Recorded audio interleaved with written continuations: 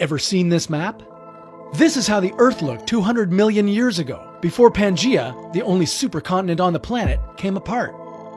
What if one day the continents joined together into one giant landmass again, and you could travel from North America to Africa on foot? What country would become your new neighbor? Would this cause natural disasters all over the planet? How long would this new Pangaea last for? This is What If, and here's what would happen if the continents merged together. Did you know the land below you is actually moving right now? This is because all 7 continents sit on the tectonic plates that Earth's crust is broken into. These plates are floating on molten rock at the same speed your fingernails grow. It may sound slow, but it does add up over hundreds of millions of years. In the 4.5 billion year history of Earth, our continents have changed their appearance many times. Sometimes fusing together in crunching collisions, and sometimes breaking apart. Right now, they're slowly moving toward another collision. What if one day they suddenly sped up and smashed into a supercontinent again? Would you wake up to find yourself at the Mexican border? The world would look very different from what you're used to. If the plates collided in the direction they're moving now, the flight from Australia to Asia would never be cheaper.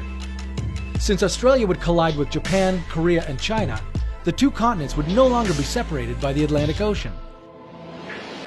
And if you're really into walking, you'd also be able to travel from sunny Australia to the world's coldest continent, Antarctica, on foot. North America would bump into Western Africa. Citizens of New York might wake up to find Namibian lions roaming through Central Park.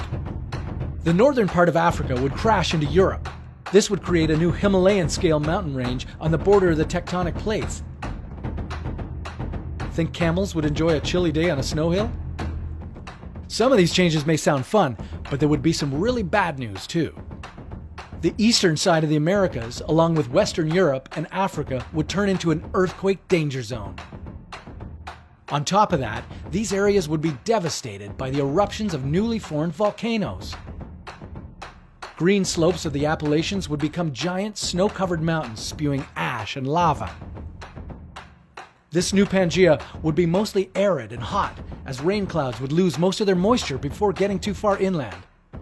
The supercontinent would be centered at the equator. Wildlife would become less diverse, as not all species can bear hot temperatures.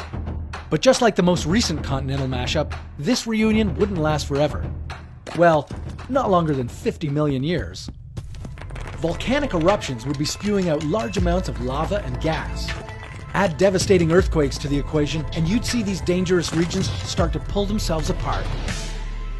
Stirred by hot currents below, the supercontinent would eventually break apart into smaller continents going their separate ways. If bordering Australia looks like a cool thing to you, bad luck, you won't see this happening anytime soon. But you can always imagine how the world would look if the giant continental pieces of the puzzle came together.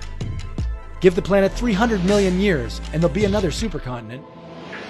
Geologists already gave it a name, Pangaea Ultima. What would you name it? And if you have a what if you're puzzled about, we'd be happy to give you a hypothetical solution. Leave your idea in the comments below.